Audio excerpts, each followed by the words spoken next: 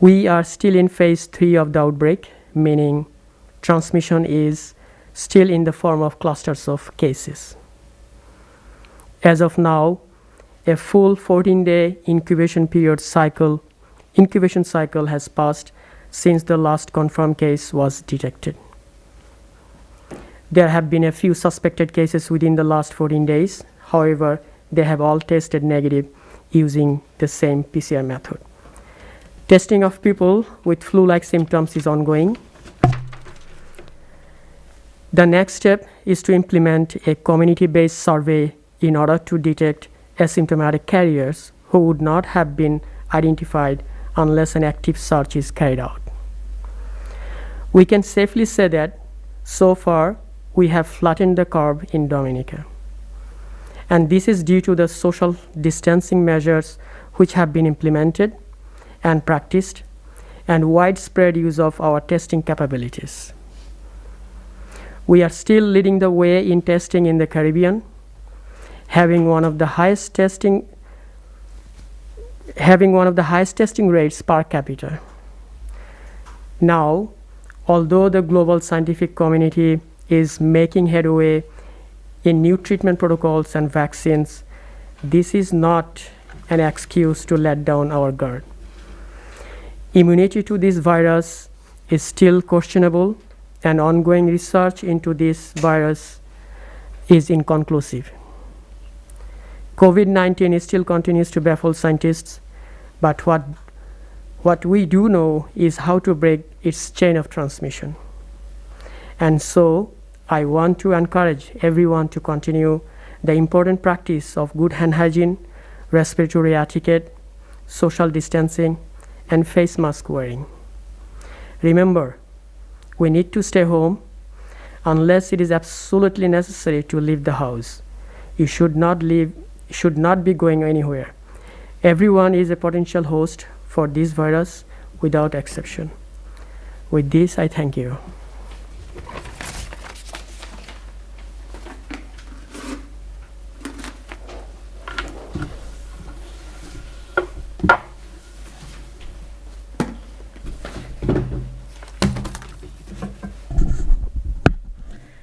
And let me take this opportunity to apologize to the listening and viewing public for the audio difficulties experienced earlier on.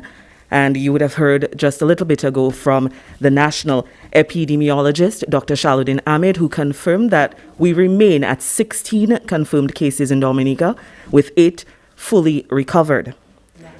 9 of them, fully recovered. And as Dr. Ahmed said, we have successfully flattened the curve in Dominica. However, that does not mean that we have to become complacent. Our next presenter this evening is the Director of Primary Healthcare, Dr. Laura Esprit.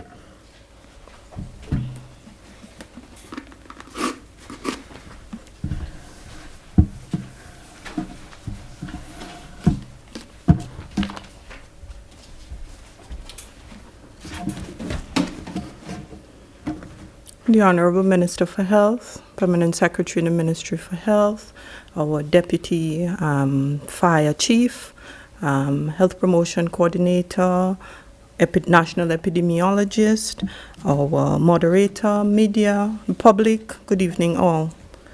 It is certainly a pleasure to be here with you once more to provide a deeper awareness as it relates to behavioral change in our national COVID-19 response. Now, in my presentation today, I will differentiate 2 terms that we use a lot since the pandemic started.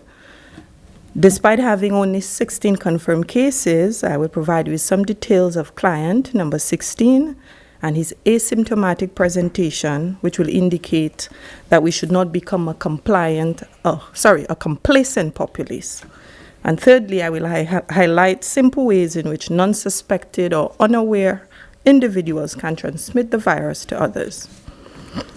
Now, the Contact Tracing and Sampling Committee of the Ministry of Health wish to inform, again, as said by our national epidemiologist, as of today, the number of confirmed cases in the Commonwealth of Dominica remains at 16. Of these cases, 9 have recovered, discharged to their private residences, and are presently being monitored by primary healthcare teams in their respective districts. Very importantly, whilst at home, these clients are encouraged to continue to adopt the recommended prevention measures to protect themselves from reinfection whilst maintaining strict home quarantine. The Ministry of Health has adopted guidelines for what is referred to as home quarantine, government quarantine, and isolation as measures to prevent the spread of the virus.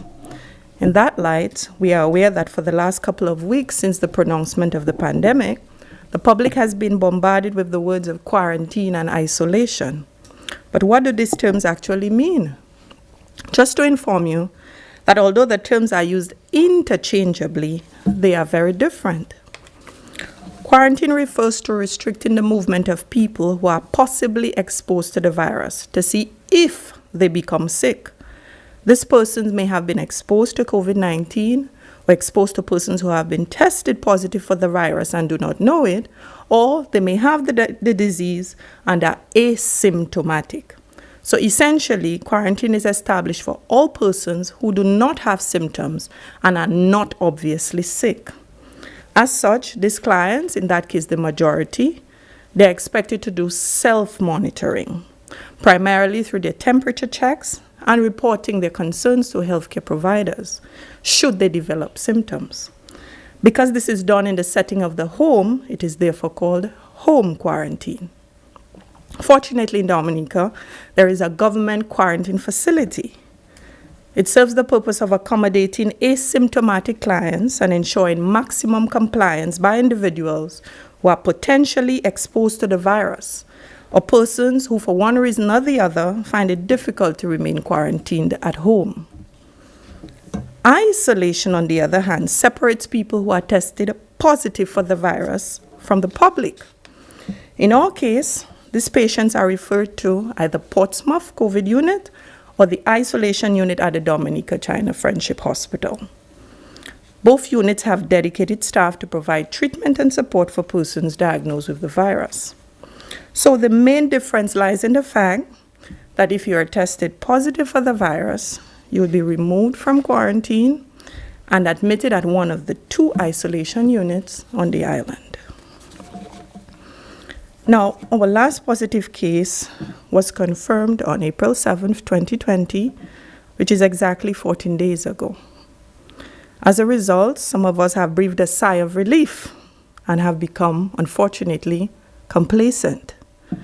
My fellow Dominicans, whilst the frontline and essential workers, as well as you, the public, deserve commendation for your general compliance to this fight, this misconception that we are out of the woods is misleading and can potentially create the environment for the virus to thrive.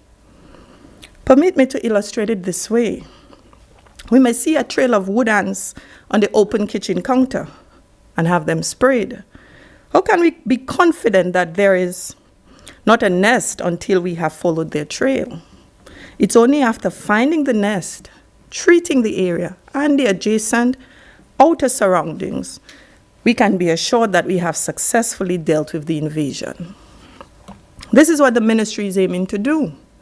Digging deep, tracing, tracking, hunting for the virus, so to speak. However, if the public grows complacent that the lucky number 6 is our peak and subsequently adopts a laissez-faire attitude, then all our gains we have made thus far in the containment of the virus would be lost. On this note, let me take the opportunity to share my concerns with you whilst making reference again to case number 16. This gentleman, young, strong, vibrant, and essential worker, was not sick, yet confirmed as being positive for COVID-19. How is it possible that he did not have complaints of fever, dry cough, and breathlessness? How? Now, this is what in medicine we refer to as an atypical presentation. What made it atypical or outside of the norm? The information received stated that the client was presenting only with loss of taste and smell. Subsequently, upon discussion, he confirmed that this was his usual complaint when he's about to get the flu. Naturally, my follow-up question to him was, so why in this instant you decided to report your concerns? Interestingly, he was encouraged to seek medical attention and was subsequently swabbed, and a positive test result was obtained. Now, was he 60, 50, 40 years old, maybe diagnosed with a chronic disease, and hence at a vulnerable age or at-risk group for the disease? No, he's not in this age group. Neither did he present with chronic conditions. Yet, he was positive for COVID-19 and never felt sick. So, what does this case have to do with the public? A lot. For the most part, from a public health standpoint, this is the most worrisome of cases. But why? Because most times the virus presents with mild symptoms, or it is not entirely unusual for someone, in this case, to have the virus but not have yet presented with showing symptoms, which we call pre-symptomatic transmission. In general, because symptoms are subjective, it means that some people may not report feeling sick, but do have a proven viral infection. The fact that there may be silent transmission, as it were, this makes it difficult to identify carriers of the virus, adding to the fuel of this pandemic. The challenge is that when we are sick, it's easier for someone else to notice that we are unwell. And as a result, we are inclined to seek medical care. However, in the absence of feeling ill, we can be contagious and transmit the disease to others. Hence the importance of physical distancing and adhering to the guidelines of using masks and frequent hand washing to protect ourselves while treating others as potential COVID suspects. This would apply to visits to the supermarkets, the banks, utility companies, bakeries, etc. Furthermore, the rationale that supports the curfew is that if someone is a silent carrier, coupled with a long incubation period, this provides the opportunity for containment, decreasing the spread of the virus. Again, the ministry is not suggesting that the public should be in a state of panic or become overly anxious at all the uncertainties caused by this pandemic. Stress and anxiety in itself can lead to a decrease in the body's immunity, making us more susceptible to all diseases, including viruses. But neither do we want to feel a sense of complacency. For the non-suspecting, unaware individual, the virus can be transmitted in simple ways, and these are some examples.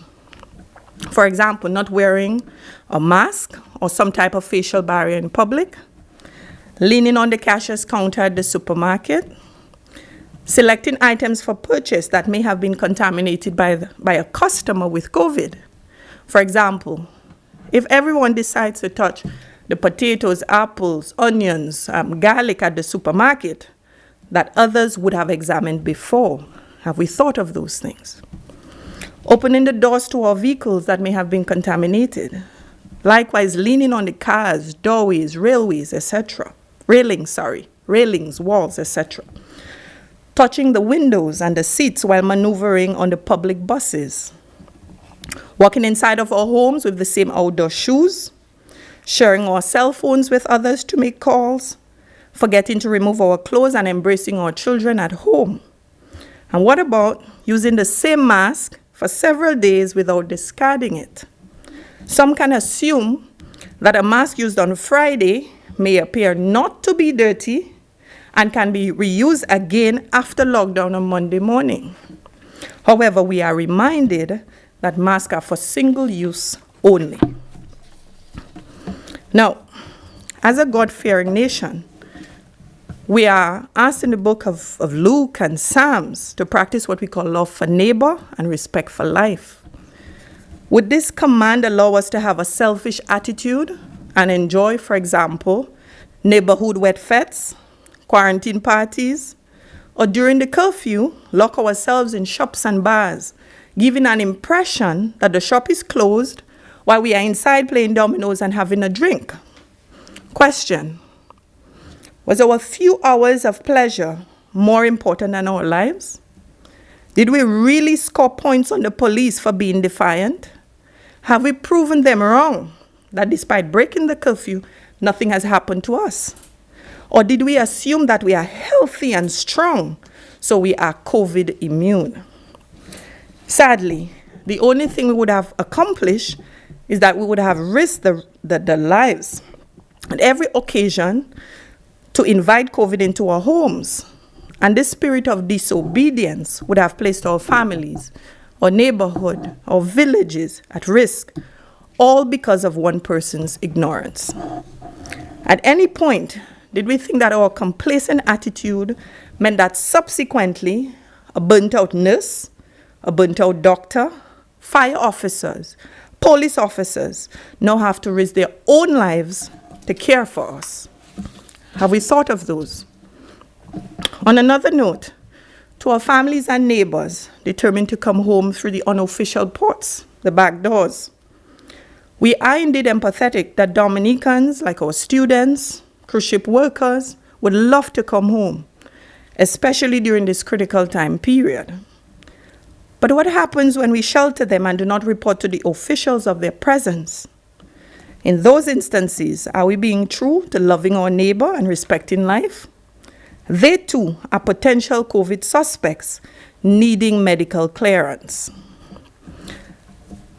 A national vigilance will allow each one of us to play a role in having these persons quarantined and inform the officials so that they too can be checked and monitored, bearing in mind one potential case, as we have seen locally, can spread swiftly through a community. I end by saying that despite the protocols and guidelines set, as well as all the provisions made by the Ministry of Health and of course the government by extension, your health remains your primary responsibility. We cannot force you to adhere to them, but on the basis of brotherly love and love for life, we appeal to your conscience to kindly abide to these recommendations. COVID has no boundaries, and as a country, we do not have the privilege of a do-over at the cost of stubbornness or having lives lost. Going forward, we applaud all for your efforts, and we again appeal to you for your continued national vigilance. On that note, I wish to thank all the members of the committee once more, the frontline and essential workers at all levels, bearing in mind that no role is less important.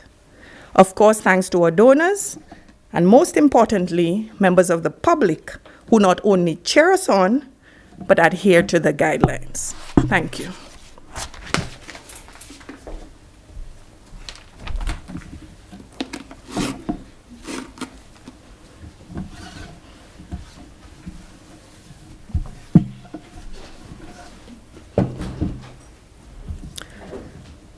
And our profound thanks to Dr. Laura Esprit, the Director of Primary Healthcare, for a very informative presentation with an analogy even to give a clearer understanding of the goal of the ministry, and of course for highlighting the responsibility of each individual to protect us all. Our next presenter this evening has been leading a team who has been on the front line from the jump, and of course their responsibilities are vast. I welcome to the podium this evening the Fire Chief, Josiah Dupree.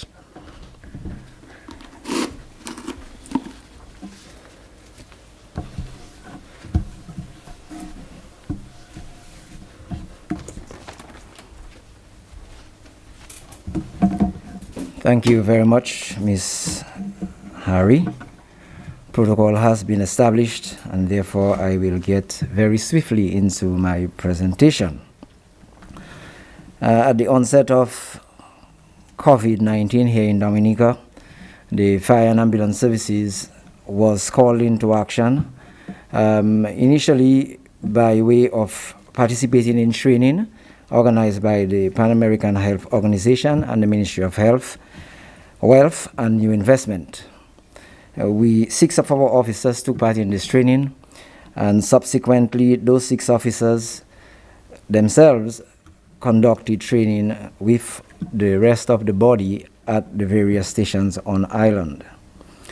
We thought it was important that every fire officer received that type of training, and the training was specific to how we manage the calls that we would get eventually, how we would treat with our ambulances in terms of decontamination and sanitization, how we utilize our PPEs in terms of donning and doffing of those PPEs, and disposal of the PPEs once we were finished with them. Subsequent to this internal training which we did, we sought to establish protocols within the organization to address our core function of ambulance response specific to the COVID cases. These protocols had three components. One, which dealt with call management. Normally, we do exercise a certain amount of management, seeking caller's name, nature of illness, address, and so on. But in this case, because of the unique nature of this particular virus, we thought it would be important to add a few more questions. And therefore, the protocols sought to ensure that fire officers on the receiving end of ambulance calls would do the necessary screening so that in terms of our response, it would give us an idea as to what type of call we were responding to, and therefore to take the appropriate precautions. Of course, once the calls or callers gave information that gave us a sense that it may be related to the COVID-19 virus, it precipitated or it caused us to utilize ambulances that we had identified for specific COVID response. Also, the fire officers, in responding to those calls, would of course utilize much more protection than they would normally. Additionally, once we would come from one of those calls, it meant also that we would treat the ambulance differently. So once that ambulance returned to station, we would do decontamination, we would do sanitization, and ensure that the ambulance was taken care of properly before it was returned to service. One of the actions that we took very early also was to identify, and I alluded to that a short while ago, to identify 6 ambulances. Immediately we had 5 of them which became operational for specific COVID response, and probably about 2 weeks later, that is somewhere around the latter part of March, we got the 6th ambulance, and therefore even as we speak now, we have ambulances specifically for COVID response, one at Portsmouth, one at Melville Hall, one at Castlebruce, one at Laplin, Granby. We have one also at Roseau headquarters. In terms of our protocols regarding sanitation, we sought to do a few things additional to what we had in place before. So we implemented more sanitation stations where fire officers could wash their hands, where they could access tissue, bins for disposal of the tissue. We also implemented a system of identifying persons during the day who would do sanitation of doorknobs, of surfaces, using alcohol in excess of 70% as recommended, and these are ongoing. Whenever someone would come to one of our offices, we would ensure that those persons, their hands are sanitized. It's the basic practice that you see, I guess, across the island currently. We also implemented an incident command system. It is a system which is not uncommon with military or paramilitary organizations, and it is meant to ensure that there are specific duties assigned to individuals so that command is actually the beneficiary. The service that we are into delivering to the public becomes much more in focus, and so we identified our senior officers and gave them roles of transportation, operation, communication, food and supplies, and logistics. and with my deputy being the deputy incident commander and the fire chief himself being incident commander. I must say too that very early in March we had a few vehicles assigned to us, which allowed us to do quite a bit of the work that was alluded to a little earlier by Ms. Harry, because the fire service was very much front and center of a lot of the runs that were made, whether it was contact tracing or persons who were suspected of the virus, in terms of transporting them, whether it was from the communities to the St. James facility or to the hospital, the Dominica-China Friendship Hospital in Roseau. I have a collection, I have quite a bit of data in terms of from my transport officer, but I'm going to just give 2 bits of data. In total, we did 56 runs. Those would include transporting doctors from the hospital to their homes and back. It would include taking nurses to the east or wherever it was that we had to do contact tracing. Those would include transporting persons from quarantine centers back to their homes or from their homes to quarantine centers. It would include transporting persons from the from the ports, airports, the seaports, to the quarantine centers. 56 runs in total. And we did transport a total of 356 persons. Those again would be inclusive of the positive, suspect, and persons who may not have been suspect at all, but because of where they were coming from, they had to go into automatic quarantine. I must say that in the heat of all of these activities that the fire service was involved in, we made a plea and got an intake of 28 new entrants into the fire service. And I must at this point really pause and express the gratitude of the entire staff for this intake. We are in the process of doing what we call on-the-job training. And this is not normal times, I suppose, so it is not the normal thing that we would do. We would have a recruit training, but we have adopted a policy of having these new entrants work alongside with fire officers, and at the same time we have a lighter schedule of training which we are doing, and I am very confident in that process. And within due course, shortly, those officers, those new entrants will be able to contribute. In fact, they are already contributing to an extent to our work output at the Fire and Ambulance Services Division. So we are very delighted with this intake of 28 recruits. Going forward, we continue to have meetings projecting, looking at what we have done in the past, and trying to improve on any gaps that we come across. And we, at a meeting, in fact, last Friday with senior officers, came up with a few ideas about what we should do going forward. And one of them is referred to as a buddy system. We have thought of the impact that this virus is having, not just on the wider population, but also on us as a grouping. And so we have sought to implement a system of having one fire officer paired with another, that is to provide direct support. And so every day that fire officer is expected to call the person he's paired with. And hopefully over time, it is someone that he knows reasonably well, and therefore over time he may be able to detect any variation, not that we are saying he becomes an expert, but he would be able to detect maybe specific problems that officer may be manifesting. And so it is something that we are implementing with the view to track or identify any particular issues that may arise with that particular officer, where he may need intervention, and therefore it is one of the ways of trying to capture that as early as possible.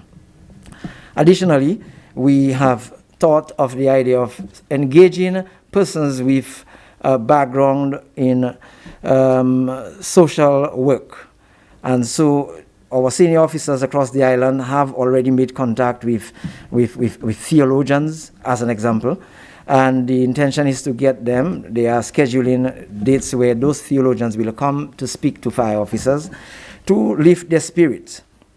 I must quickly make reference to what I saw, especially very early with the fire officers, and there was a certain time that I certainly saw fear. I saw concern. Those are natural attributes in humans, and when individuals have to deal with particular situation that puts their life on the line, their health, that of their family, undoubtedly it does take a toll. And so we think that this is one of the responses of the organization in trying to address some of those issues. More broadly stated, we can speak to this as our continuity plan. But before getting into our continuity plan, and this is where I end, I want to also speak to a few close calls that we have had and how these close calls is informing our policy internally at the fire service. The close calls had to do in one case where the PPE of 2 fire officers got compromised during a call. That was a suspected COVID case.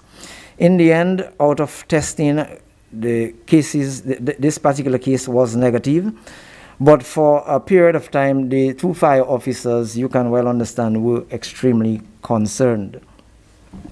There was another case in point where 2 fire officers transported another patient, and that person died shortly after being transported. And of course, since that case was also a suspected case, in the end, negative. But the 2 fire officers had to be isolated, initially at the fire station and eventually at their home. At their home, meaning their community. Those officers also very experienced quite an ordeal waiting for the results. So a few persons who are even hearing me tonight got calls from the chief and the deputy, maybe one call too much, but we were concerned, and of course we wanted to be able to bring relief to our fire officers as quickly as possible.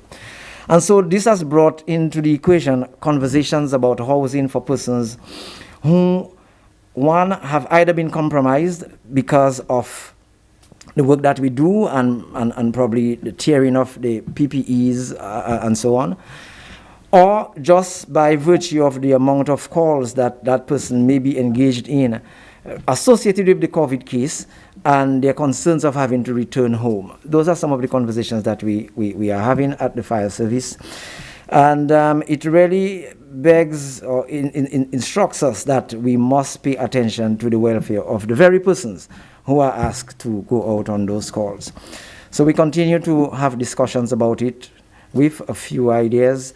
Some of those ideas have, of course, been submitted for consideration. But as I speak of the continuity plan, as I end my presentation, we recognize that by virtue of the type of work we do, there is a certain risk which is associated with this job, with this work, with the COVID response. And so it is really incumbent on us, the fire officer, to be as cautious as possible. One, by way of ensuring that the ambulances are always in a state of preparedness, meaning that from the last call they were properly sanitized. 2, that when we are responding, that we respond appropriately, wearing the protection that is made available.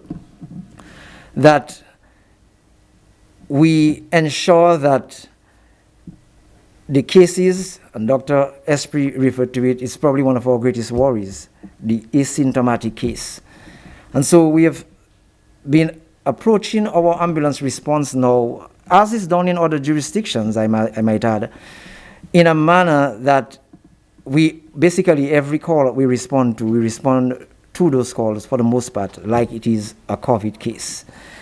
And so we want to assure the wider public that when you see a fire officer come out to you, even if you just spoke of a headache, and you notice he's wearing a mask, you notice he's wearing glove, do not think that he is suggesting to you that you are infectious, that you are carrying something that you may not be carrying. He is doing it because he needs to protect himself. He's doing it because he needs to protect his fellow co-workers. He's doing it so that he can protect his family, so that he can protect his community and country. We truly believe that if through carelessness or otherwise we find ourselves in a situation where the fire officers become compromised, it doesn't take a whole lot for a station like Roseau, where we have between 35 and 45 fire officers daily, particularly during the week, who could themselves become exposed if we are extremely careless. So we are grateful so far that we have been doing well, we are fine, but we recognize that we are in a very vulnerable situation. And therefore, I appeal to fire officers, first and foremost, that while on duty or even off duty, it is important that we do all the practices that are recommended so that we maintain or reduce the likelihood of our infection, and that in the course of our duty itself, that we again practice all the safety measures that are recommended. As I end, I would like to assure the wider public that the commitment of the fire service is an unwavering commitment, that we are very fortified in what we do. We are happy to serve, and that we recognize that our health is contingent on your health, and that your health is contingent on the health that is projected for the entire country. So I'd like to say, let's join hands with us in the fire service. Let's join hands with Dr. Esprit. Let's join hands with all of the medical professionals, and let us take on this fight, because it's a fight that is worth taking on. It is a fight that we must win. So I just want to end by saying that I would like to express my gratitude for the support from my Deputy Chief Fire Officer, Mr. Later, and for that of my senior officers and every fire officer across the island. Thank you for your fantastic job. Good evening.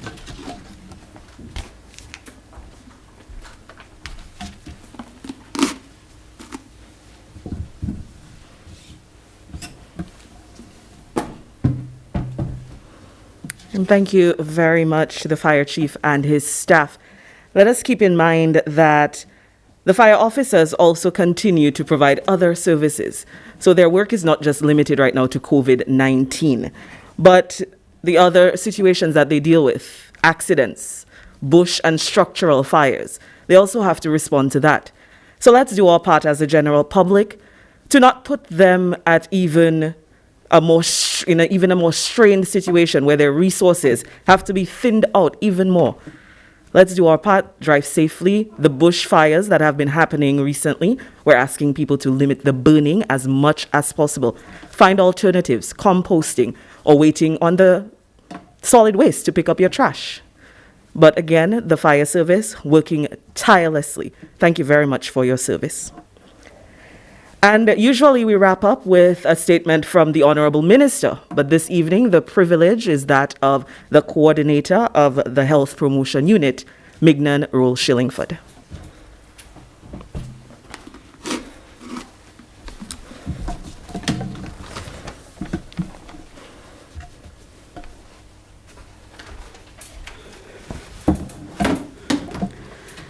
Minister of Health, Wellness and New Health Investment, Honorable Dr. Irvin McIntyre, Permanent Secretary in the Ministry of Health, Wellness and New Health Investment, Letitia Lestrade-White, Director of Primary Healthcare, Dr. Laura Esprit, National Epidemiologist, Dr. Ahmed, Fire Chief, Josiah Dupie, and Communication Officer and Moderator, Ms. Sheena Harry. Good evening. Let me first take the opportunity to thank the Dominican public, corporate businesses, our self-employed persons, for implementing and adhering to the necessary instructions given by the Ministry of Health, Wellness and New Health Investment thus far. But please, let's not put down our guard. You heard it before from the other speakers, especially Dr. Esprit, who informed that we have been 14 days and no new cases identified. And Dr. Ahmed, our national epidemiologist, said that we have flattened the curve. However, we want you to continue to follow the preventative and protective measures given by the Ministry of Health. And I will be identifying 10 steps that I would advise you to do. And if we do them, then we will continue to have the curve flatten. Practice proper hand hygiene. Washing hands with soap and clean water. In the absence of soap, use hand sanitizer, but it must be 70% above alcohol. When washing your hands or using a hand sanitizer, ensure that the entire hand is covered. So that means you must cover every area of the hands to consider it washed properly. Proper respiratory etiquette. Cough or sneeze into a tissue. Discard in a closed bin and then wash or sanitize your hands. If no tissue is available, cough into a bent elbow. This way, droplets are not propelled into the air and drop on surfaces, or in the case of coughing into your hands, it does not contaminate the surfaces that you touch. Continuously sanitize frequently used surfaces with approved solutions, that is, bleach 1 in 10, alcohol 70% and above, and Lysol.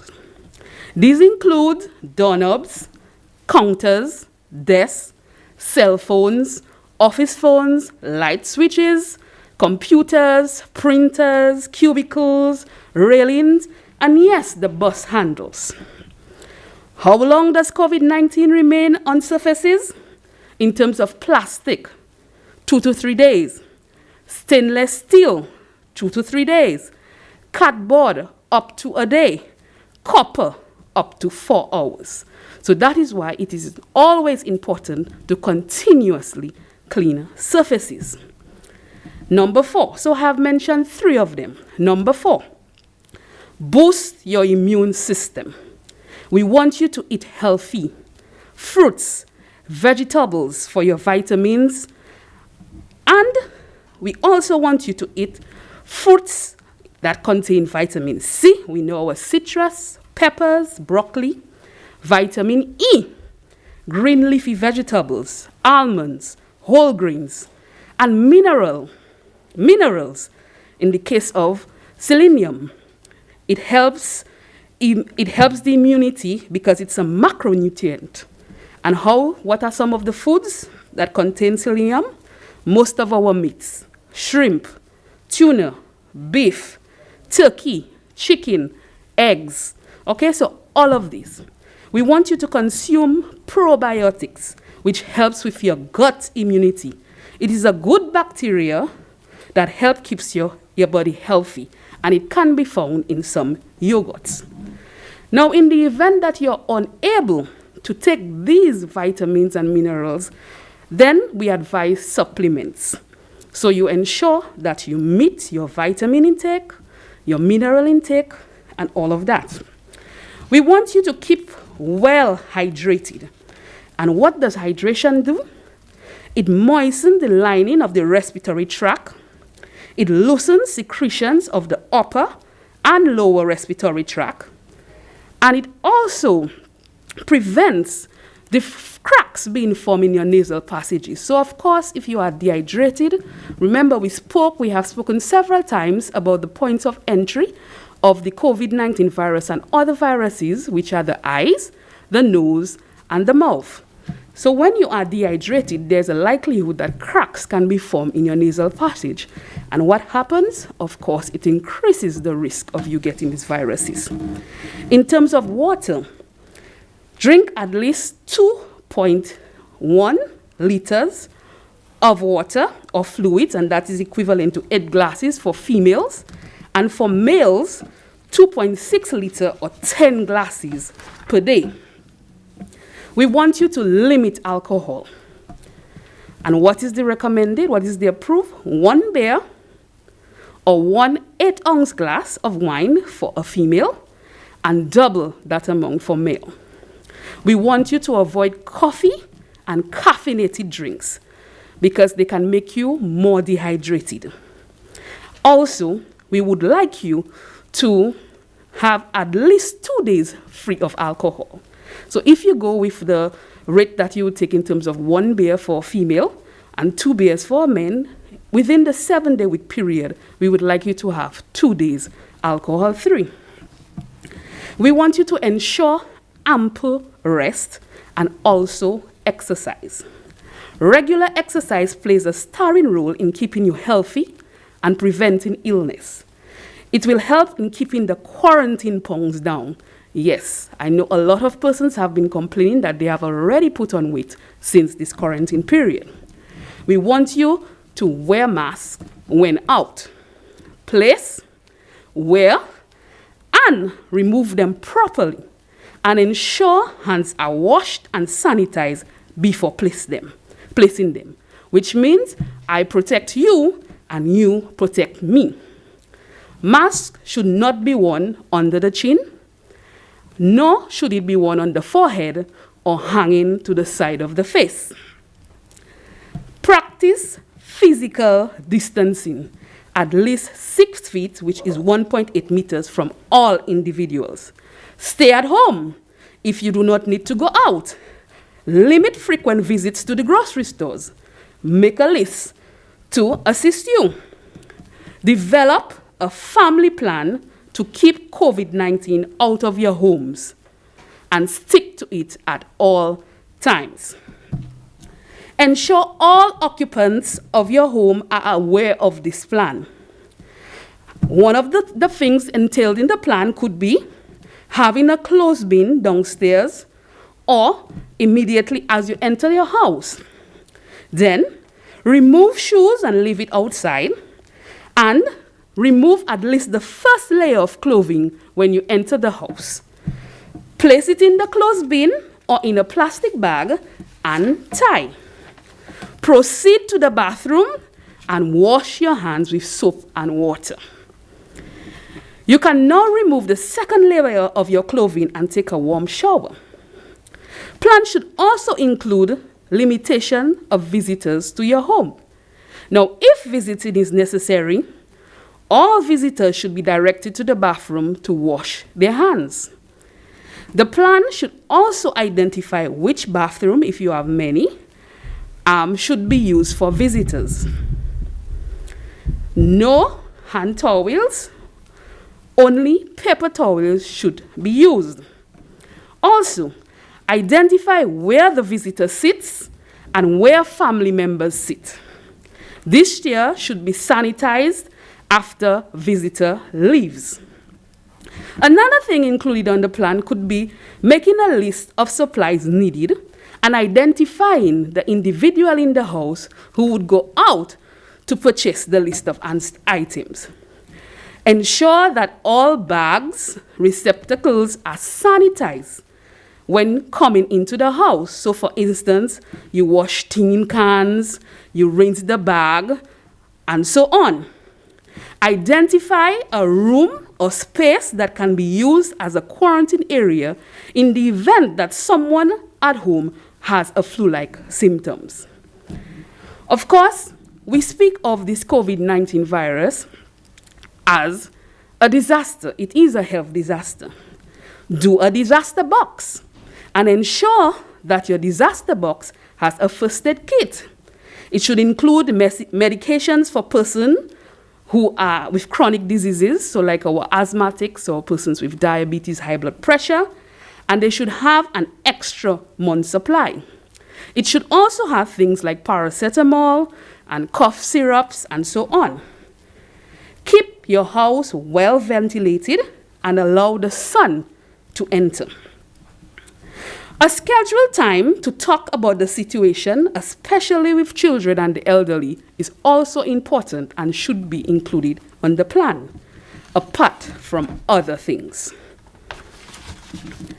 And the final step, if you are experiencing a flu-like symptom, fever, cough, sore throat, malaise, shortness of breath, please call the COVID hotline. And the numbers are 448-2151, 448-2153, 448-2156, toll-free number 1-800-219, and 611-4325. If we do all of this I surely believe that this curve will stay flattened. And remember, as we always say, at the health promotion unit, your health is your responsibility. Let me take the opportunity to say thank you to the health promotion team, unit team, and also our newest members, our COVID hotline. Blessed night all.